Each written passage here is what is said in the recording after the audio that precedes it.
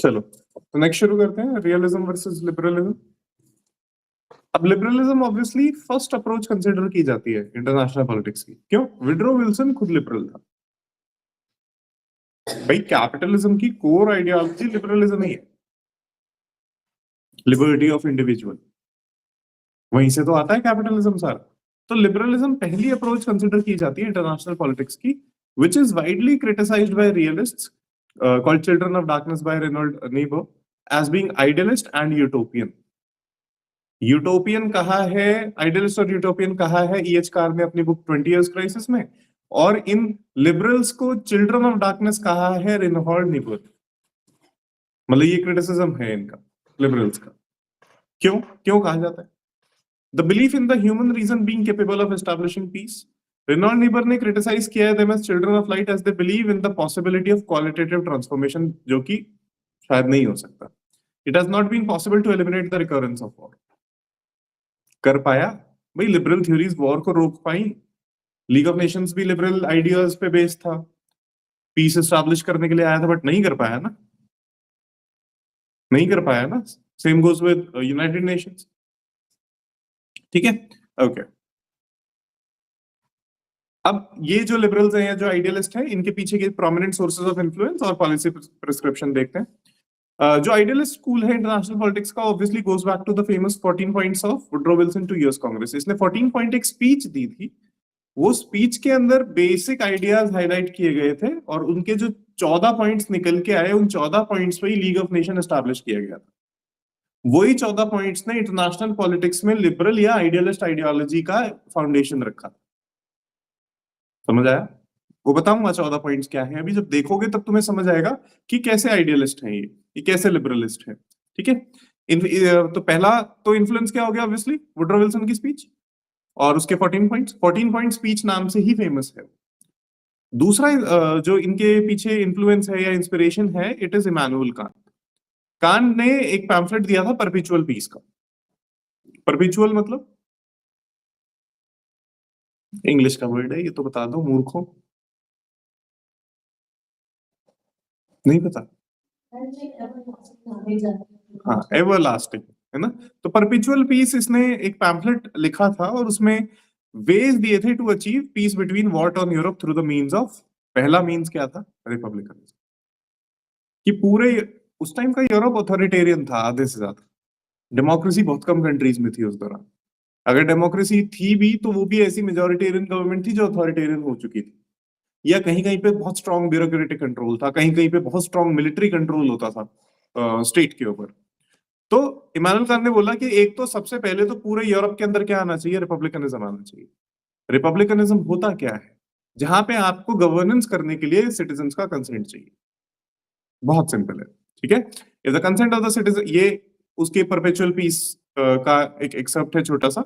If the consent of the citizens is required in order to decide that war should be declared, and in this Republican constitution, it cannot but be the case. Nothing is more natural than that. They would be very cautious in commencing such a poor game, decreeing for themselves all the calamities of war. इसका कहने का मतलब है, अगर लोगों से पूछा जाएगा कि वॉर करनी है कि नहीं करनी है, तो बहुत ही कम चांसेस है कि वो बोलेंगे कि करेंगे। क्यों? क्योंकि वॉर से रिलेटेड जितना भी डिस्ट्रक्शन और कैलामिटी होगा, वो अपने ऊपर क्यों लेना चाहेगा कोई? ठीक है, वॉर या पाकिस्तान को उड़ा दो, ये वही बोलता है जो यहां बैठा हुआ है अंदर, जो बॉर्डर पे होता है वो नहीं बोलता। ठीक है, among the latter would be having to fight. पहला पहला जो वॉर से रिलेटेड एक स्टेप होगा, it is having to fight. दूसरा, having to pay the cost of war from their own resources. Fund कहां से करोगे वॉर?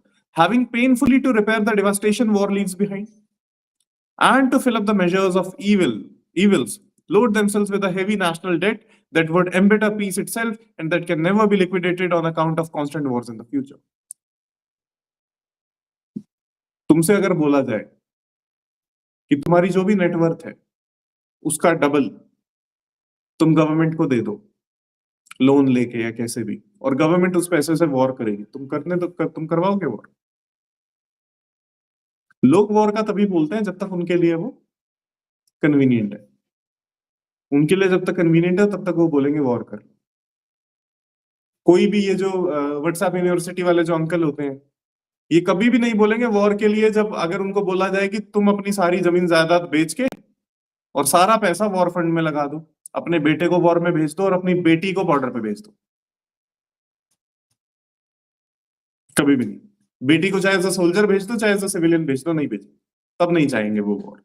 वॉर तभी चाहते हैं जब तक कन्वीनियंट होती है। यही कहना था कांत का। It is the easiest thing in the world to decide upon because war does not require of the ruler the least sacrifice of the pleasures of his table, the chase, his country, houses, his court functions, and the like. He may therefore resolve on war as a pleasure party for most trivial reasons and with perfect indifference, leave the justification which decency requires to the diplomatic corps who are ever ready to provide it. Basic कहने का मतलब ये है कि राजा के लिए बहुत आसान होता है वॉर करना। राजा वॉर में भी अपने आलिशान महल में ही रहेगा, ठीक है। वो पुराने जमाने चले गए जहां पे गर्दन कटवानी पड़ेगी राजा को, ठीक है। प्राइम मिनिस्टर तक आएगी क्या वॉर कभी? प्रेसिडेंट तक आएगी? कभी नहीं आएगी, है ना। वो तो बैठे बैठे ऑर्डर्स दे देंगे। ये कहने का मतलब था। और दूसरा तरीका क्या है? Free trade. सारे स्टेट्स, सारी इंटरनेशनल सोसाइटीज आपस में इतना ट्रेड करें, ट्रेड से इतना ज्यादा इंटरट्वाइंड हो जाए कि दो कंट्रीज का वॉर पूरे दुनिया को अफेक्ट करे। कोई नहीं करेगा। और अगर करेंगे भी तो उनको शायद रोका जाएगा, ऐसा कहना है कांत का, ठीक है। The spirit of trade cannot coexist with war, and sooner or later this spirit dominates every people. For among all those powers or means that belong to a nation, financial power may be the most reliable in forcing nations to pursue the noble cause of peace, though not from moral motives. वो piece अगर pursue कर भी रहे हैं तो moral इसी वजह से नहीं, मोरालिटी बहुत अच्छा होता है, शांति नहीं, इस वजह से कि फाइनेंशियल नुकसान होगा अगर वॉर होगी तो, ठीक है। हमें कोई पाकिस्तान पे दया नहीं आई सिंदूर में, या उन्हें हम पे दया नहीं आई, बट दोनों को ही पता था कि दोनों ही इकोनॉमिकली अफोर्ड नहीं कर सकते वॉर, ठीक है। And wherever in the world war threatens to break out, they will try to head it off through mediation just as if they were permanently leagued for this purpose. This called free trade का concept. समझ आया? तो कान ने बोला है कि दो reason, दो कॉन्सेप्ट्स हैं, एक रिपब्लिकनिज्म है और दूसरा आपका फ्री ट्रेड है। इनसे आप चाहो तो वॉर को रोक सकते हैं। पहला सोर्स वुड्रो विल्सन, दूसरा कांत का pamphlet called perpetual peace. Perpetual peace के ये जो रियल एक्सेप्ट्स हैं ये हमने देख लिए। समझ आया? इन्हीं आइडियाज ने विल्सन के 14 पॉइंट्स को इन्फ्लुएंस किया था। तो एक विल्सन हो गया, दूसरा कांत हो गया, और तीसरा है नॉर्मन एंजल, और उनका एक तरीके का डॉक्यूमेंट था called the great illusion. Great illusion का एक छोटी सी बहुत इंपॉर्टेंट जो लाइन है वो मैंने इसमें लिखी हुई था, economic cost of war was so great that no one could possibly hope to gain by starting the war, the consequences of which would be so disastrous। इसका कहने का मतलब ये है, बहुत सिंपल है, कि वॉर अगर होगी तो फायदा किसी का नहीं होता है, सोच भी नहीं सकते कि कोई फायदा होने वाला है। ये तीन है, ठीक है। ये तीन है जिन्होंने एक तरीके से लिबरल स्कूल या ideal school of international politics का एस्टैब्लिशमेंट दिया है। यहां तक कोई डाउट? समझ आया क्या?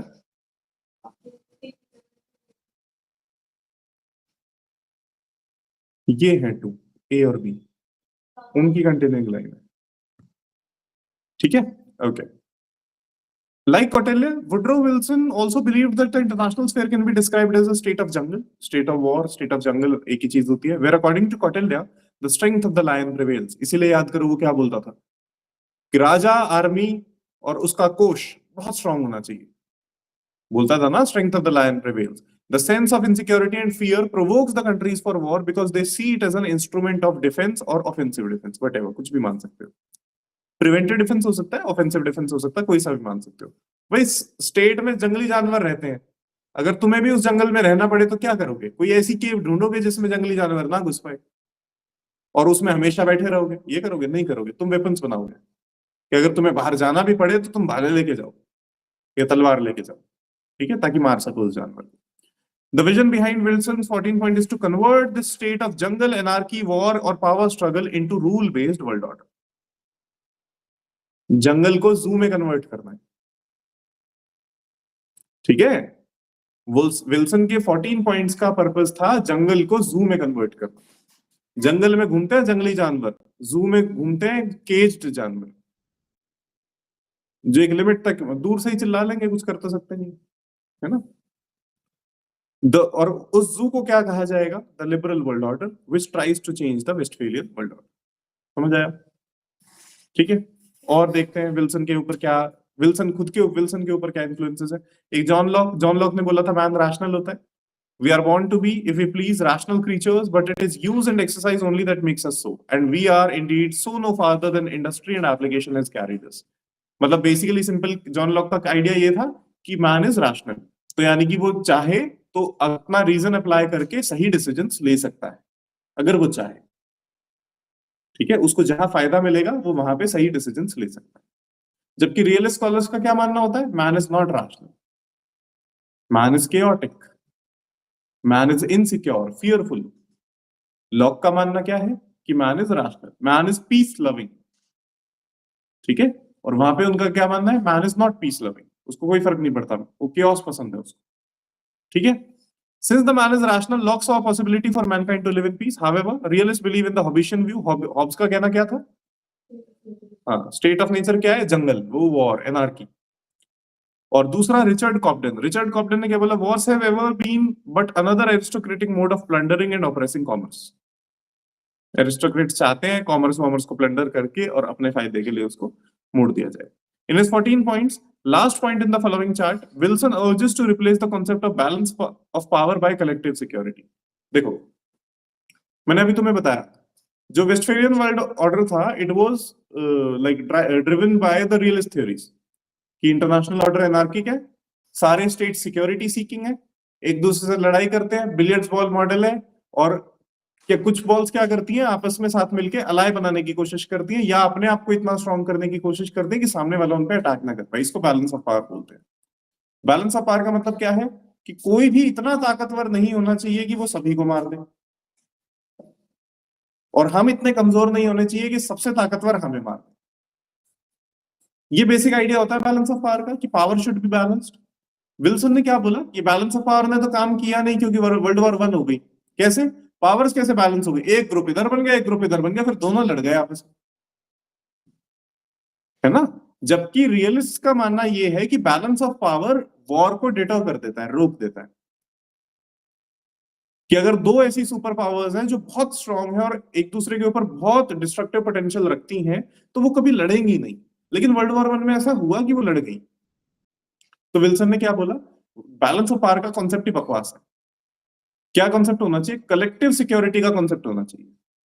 हम ये ना देखें कि दूसरे से डर के अपने आप को स्ट्रेंथन कर रहे हैं, या दूसरे को डराने के लिए अपने आप को स्ट्रेंथन कर रहे हैं। हम ये देखें कि सबकी सिक्योरिटी कैसे होगी, चाहे उसमें कोई वीक है चाहे स्ट्रॉन्ग। कलेक्टिव सिक्योरिटी, और कलेक्टिव सिक्योरिटी, सबकी सिक्योरिटी कैसे मेंटेन की जा सकती है? जब कोई ऐसा एक ओवरसीइंग ऑर्गेनाइजेशन बैठी हो जो सबको एक साथ मैनेज कर सके। That means something like league of Nations. समझ आया? कलेक्टिव सिक्योरिटी के लिए यू नीड एन ऑर्गेनाइजेशन जो स्टेट के भी ऊपर है। ठीक है, और स्टेट के भी ऊपर क्या होगा? उन स्टेट्स का मिलाया हुआ एक ग्रुप। जैसे NATO is an example of collective security, states के ऊपर है ना नाटो। ओके, हाँ, तो security is a concern which should be seen in a collective sense, need of an international organisation. It also proposes the first principle of international liberalism. पहला principle क्या है? The development of international institutions. किस लिए? Collective security ensure करने के लिए, rule based world order.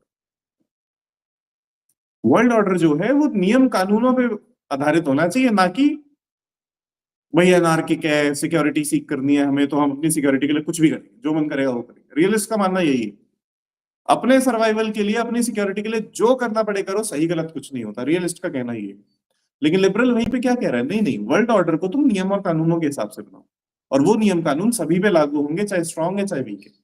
समझ आया? कोई डाउट? इसके अलावा कांत से उसने क्या ले लिया? डेमोक्रेसी।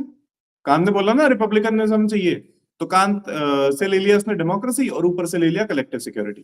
तो दो कोर फीचर्स बन गए हैं international politics under the idea of liberalism.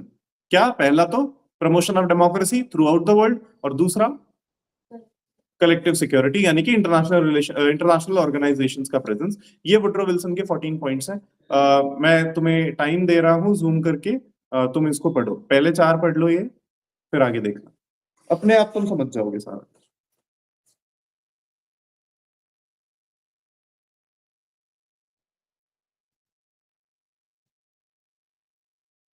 पहला पॉइंट क्या कहता है कि प्राइवेट इंटरनेशनल अंडरस्टैंडिंग नहीं होनी चाहिए, कलेक्टिव होनी चाहिए। मतलब स्टेट्स अपनी अपनी अंडरस्टैंडिंग ना रखे। कोई रियलिस्ट है तो बोल रहा है कि स्टेट एनार्किक है, कोई लिबरल है तो बोल रहा है कि स्टेट पीस लविंग है, ऐसा नहीं, कलेक्टिव अंडरस्टैंडिंग होनी चाहिए। दूसरा पॉइंट देखो, फ्रीडम ऑफ नेविगेशन होना चाहिए, लिबर्टी है ना, liberty to move seas outside territorial waters, peace में भी और वॉर में। खैर वॉर तो होगी नहीं, ऐसा इनका मानना था। तीसरा पॉइंट देखो, सारे इकोनॉमिक बैरियर्स खत्म कर दो नेशन स्टेट्स के बीच में, तो क्या होगा, इकोनॉमिक लिबरलाइजेशन, ट्रेड इंटरलिंक होगा, ट्रेड इंटरट्वाइंड होगा और फिर लोग लड़ेंगे नहीं। चौथा पॉइंट क्या है? चौथा पॉइंट डिसआर्मामेंट, जो डिस्ट्रक्टिव वेपन्स है उनको खत्म किया जाए। नेक्स्ट पढ़ो।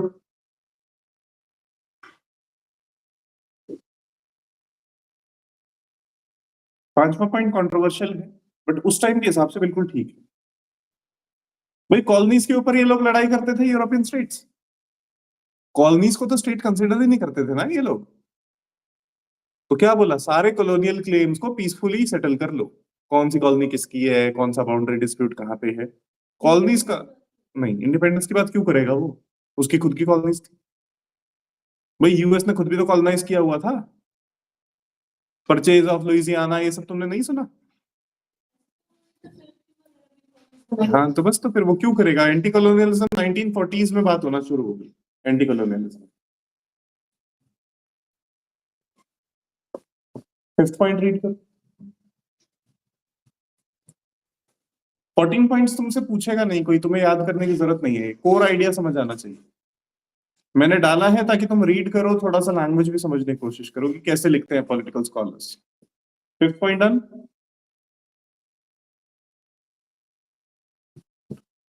फिफ्थ हो गया। सिक्स्थ देखो, काम का नहीं है बट वर्ल्ड हिस्ट्री में तुम्हें अच्छा पर्सपेक्टिव समझाता है।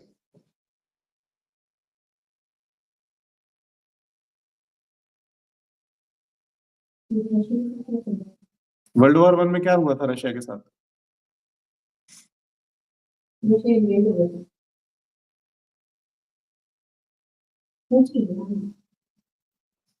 कौन करेगा रशिया को इन्वेड? नहीं,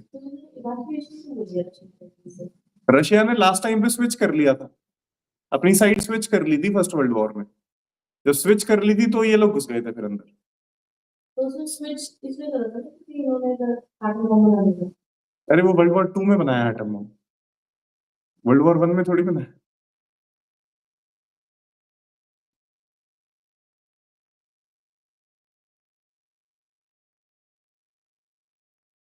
डन। Seventh, Belgium.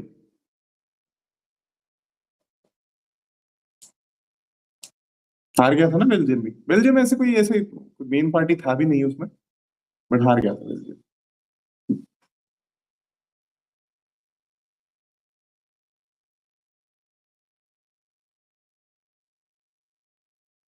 इतना काम का भी नहीं है बेल्जियम वाला। फ्रेंच का भी देखो, French, Italy, Austria Hungary, Romania, Serbia, Montenegro, सब में यही बोला जा रहा है कि इन सभी के जो डिस्प्यूट्स हैं उन सभी को पीसफुली आप सेटल करोगे, ठीक है, और वहां के लोगों की सेफ्टी और सिक्योरिटी को सेफगार्ड करोगे, ठीक है। सेम गोज विद ऑटोमन, क्योंकि ऑटोमन हार गया था ना इसमें, कैलिफेट एस्टैब्लिश अबॉलिश कर दी गई थी, है ना। तो same goes with Turkish rule also, ठीक है। पॉलिश का भी छोड़ दो। 14th देखो, 14th वो सबसे इंपॉर्टेंट पॉइंट है।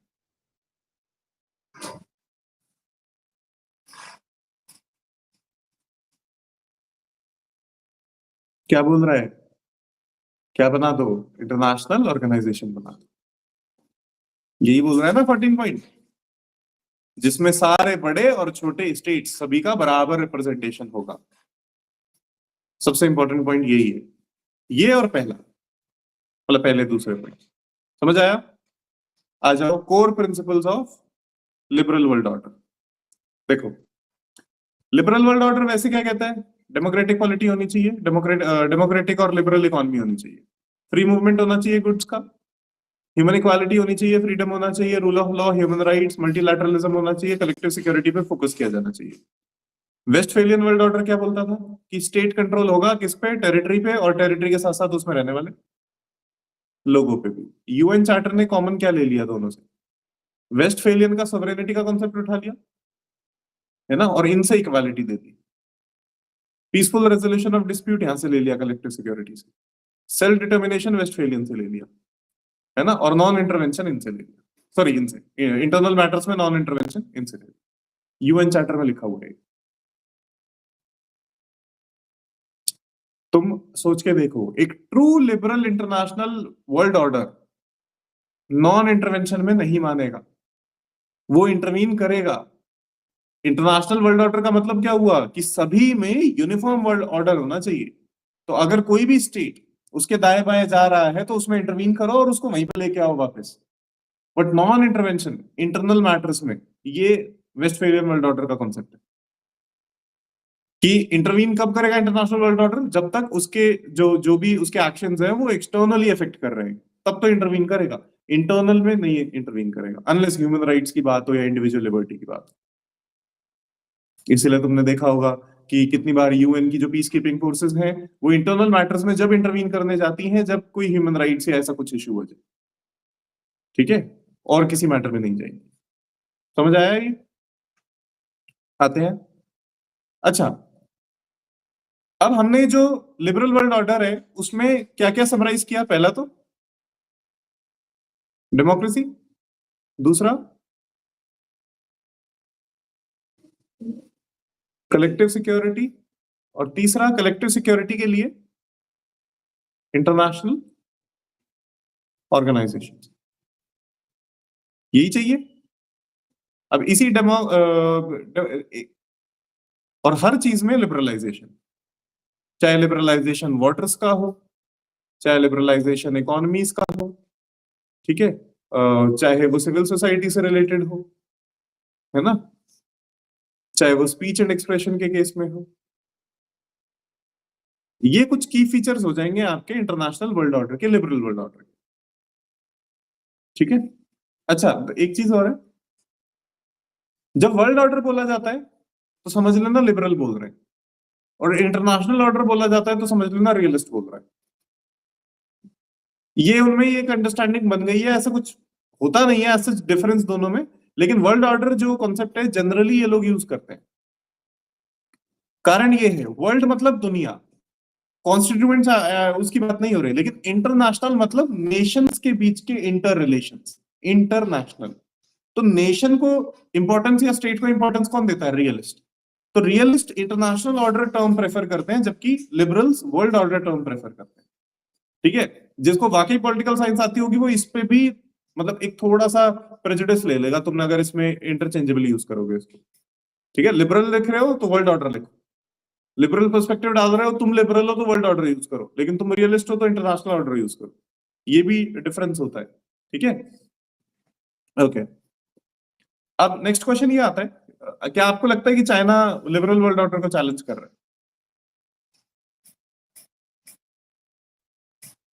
या ट्रम्प लिबरल वर्ल्ड ऑर्डर को चैलेंज कर रहा है, specially in 2.0, Trump 2.0?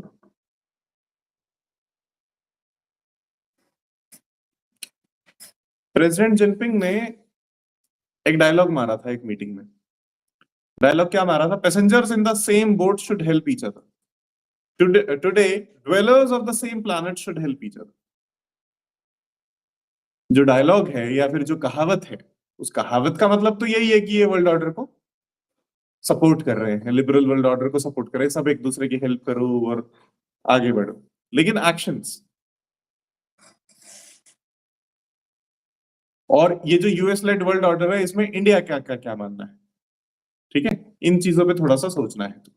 Okay, next, Woodrow Wilson's speech and related political developments led to the establishment of League of Nations experiment with the collective security concept, but the system obviously collapsed when the world stumbled upon the arrival of Second World War। League of Nations धरी रह गई, republicanism धरा रह गया, और आपका free trade या trade इंटरट्वाइनिंग ये सब कुछ धरा रह गया और वॉर हो गई, जो सारे फॉर्मूलाज थे वो सब फेल हो गए। तब क्या आया, तब इमर्ज हुआ एक और स्कूल कॉल्ड रियलिज्म। समझ आया यहां तक? कोई दिक्कत? 1 मिनट का ब्रेक ले लो फिर रियलिज्म शुरू करेंगे।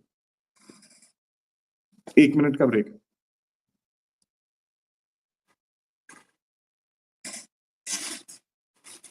कोई तुमसे पूछे लिबरल वर्ल्ड ऑर्डर, तोते की तरह बोलना है 15 मिनट कम से कम लगातार, बिना सोचे समझे।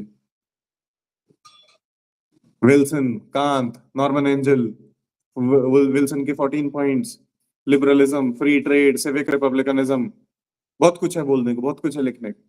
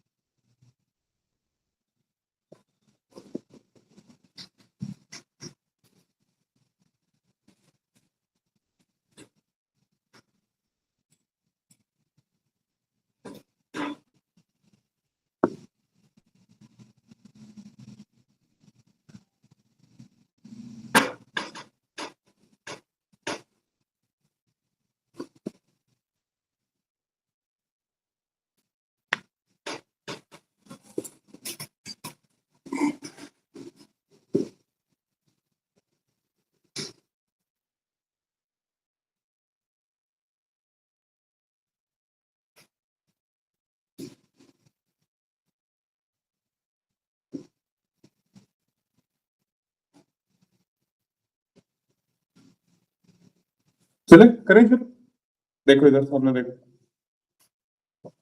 तो रियलिज्म क्यों इमर्जेंस हुआ? लिबरलिज्म फेल हो चुका था, है ना। वर्ल्ड ऑर्डर ने जो परपेचुअल पीस एस्टैब्लिश करने की सोचा था वो हुआ नहीं, और लिबरलिज्म जो है फेल हो चुका था। माइक ऑन है ना?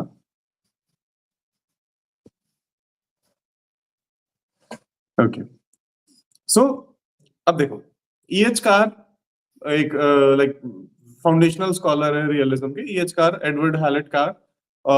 इनके 2 कोट्स दे रहा हूं मैं, तुम्हें जो समझ आए तुम लोग वो बताना। इन 2 कोट्स को पढ़ो एक बार फटाफट।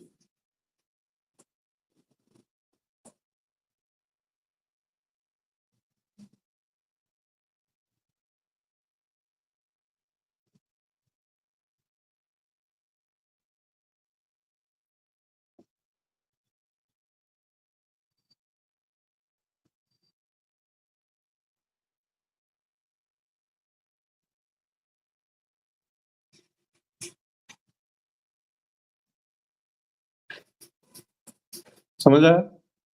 पहला देखो, पहला क्या बोल रहे हैं इन्होंने, जो लिबरल थॉट है उसको इमेच्योर कहते हुए क्या बोला है कि पर्पसिव और यूटोपियन है, बकवास है ना। ऐसी थॉट जो पर्पस को ऑल टुगेदर रिजेक्ट कर देती है, वो किस काम की? वो बहुत ही पुरानी सोच है। जो मेच्योर थॉट है वो पर्पस को ऑब्जर्वेशन और एनालिसिस के साथ कंबाइन करती है। लिबरल थॉट को यूटोपियन कंसिडर कहा जाता है कि ऐसा कर देंगे तो ऐसा ही होगा, शांति हो जाएगी, ये हो जाएगा, वो हो जाएगा, बहुत सारी चीजों को इग्नोर करके चलता है, जैसे ह्यूमन बिहेवियर, है ना, या जो ऐसे कॉन्फ्लिक्ट्स जिनका लिबरल वर्ल्ड ऑर्डर या ट्रेड से कोई लेना देना ही नहीं है ना। तो ऐसा इन्होंने कहा। और सेकेंडली ये क्या कह रहे हैं कि ये जो फॉर्मूला पूरी दुनिया प्रोपेगेट करने की कोशिश कर रही है लिबरल वर्ल्ड ऑर्डर में, हार्मनी ऑफ इंटरेस्ट, ये तब तक पॉसिबल है जब तक तुम वीक के इंटरेस्ट को तो अकाउंट में लेके ही नहीं चल रहे। ठीक है, अगर तुम वीक हो तो तुम दीवार से चिपका दिए जाओगे। ठीक है, या फिर ये तब पॉसिबल है जब तुम हेवन से बुला लो, भगवान को इस धरती पे उतार लो कि तुम्हारे कॉन्फ्लिक्ट को रिड्रेस करके जा सके, रिजॉल्व करके जा सके। ठीक है, चलो आगे देखते हैं। Car started the first great debate of international politics, that is the realism versus liberalism. Interwar period के बीच में जो डेवलपमेंट्स हुई, वर्ल्ड वॉर 1 से लेके वर्ल्ड वॉर 2 के बीच में जो डेवलपमेंट्स हुई, उन्होंने रियलिस्ट को और स्ट्रॉन्ग कर दिया। For example emergence of Hitler, है ना। हिटलर ने जो जर्मनी का जो रिसर्जेंस किया, वो पूरा पूरा रियलिस्ट आइडियोलॉजी पे बेस्ड था कि अपने आप को इतना स्ट्रॉन्ग कर लो कि तुम्हारे साथ वो ना हो पाए जो फर्स्ट वर्ल्ड वॉर में हुआ था। ये रियलिस्ट आइडियोलॉजी है। लिबरल आइडियोलॉजी क्या होती? वो लीग ऑफ नेशंस पे जाता और चिट्ठियां लिखता कि हमें बचा लो। लेकिन उस लीग ऑफ नेशंस ने तो, जर्मनी का फैसला उन्होंने तो किया था एक तरीके से, जो आपकी ये ट्रीटी ऑफ पेरिस हुई थी।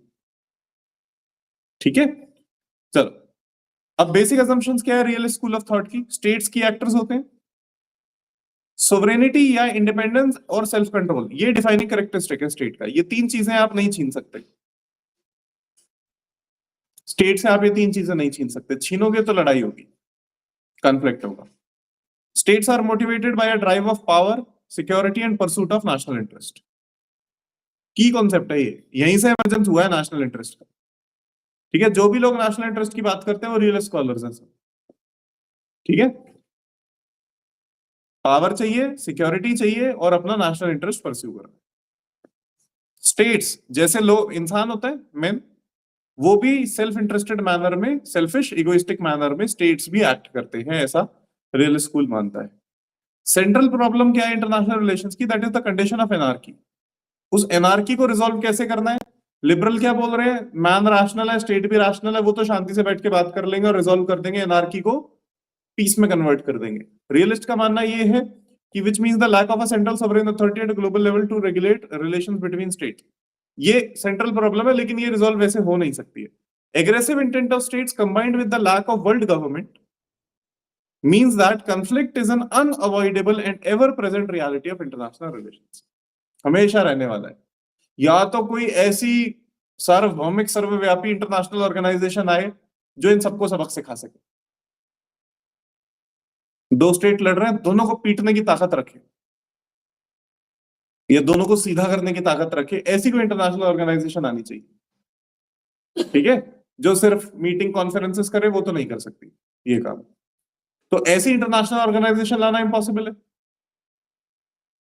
ठीक है, आने ही नहीं देंगे ना भाई। स्टेट्स ही मिलके एक ऐसी ऑर्गेनाइजेशन क्यों बनाएंगे जो उनको ही डोमिनेट कर दे बाद में?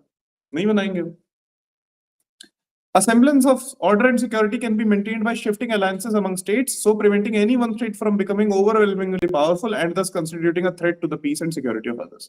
Balance of power को essentially define करता है ये assumption, है ना, कि किसी भी एक स्टेट को इतना पावरफुल होने से बचाना है। International institutions and law play a role in international relations, but are only effective if backed by force or effective sanction। अगर इंटरनेशनल ऑर्गेनाइजेशन फोर्स या कोएर्शन यूज कर सकती है तो काम किया, अदरवाइज फालतू में बनाने का कोई लॉजिक है नहीं। जाएंगे, आएंगे चाय पी के वापस आ जाएंगे। ठीक है, power is the key to understanding international behaviour and state motivation. For realist the main form of power is military और फिजिकल पावर। पावर परस्यू करना है। ठीक है, वहां पे क्या कर रहे थे? ट्रेड डेमोक्रेसी, यहाँ पे पावर परस्यू करना है। Human nature can be said to be inherently selfish and constant. As a result, humans will act to further their own interest, even to the detriment of others। आप सोचते हो किसी और का नुकसान हो रहा है, आप अपना फायदा देखोगे ना, which can often lead to conflict because human nature is unchanging। There is little prospect that this kind of behavior will ever change, or in the form of state as well। कभी भी change नहीं होगा, अपना फायदा देखते हैं, दूसरे का नुकसान हो कोई फर्क नहीं पड़ता। मॉर्गनथाउ कोट देखो। मॉर्गनथाउ एक बहुत इंपॉर्टेंट रियल स्कॉलर है। Man is born to seek power, yet his actual condition makes him a slave to the power of others. क्योंकि सामने वाले के पास ज्यादा पावर होगी इस वजह से। ठीक है, Morgenthau is considered as the father of realism. His book titled politics among nations 1948 is treated as the first book on realism।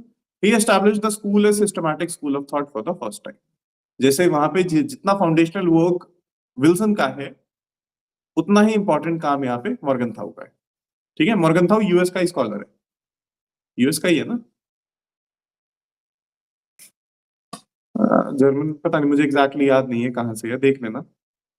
ठीक है, समझ आया? मॉर्गनथाउ के आगे कल करें। ठीक है, यहां तक अच्छे से पढ़ के आना, पूरा टॉपिक रिवाइज करके आना। लिबरलिज्म पूरा हो गया, रियलिज्म का फाउंडेशन देख लिया है, बेसिक असम्पशन देख ली। ठीक है, इसके आगे नेक्स्ट क्लास में करेंगे, अच्छे से पढ़ के आना इसको यहाँ तक।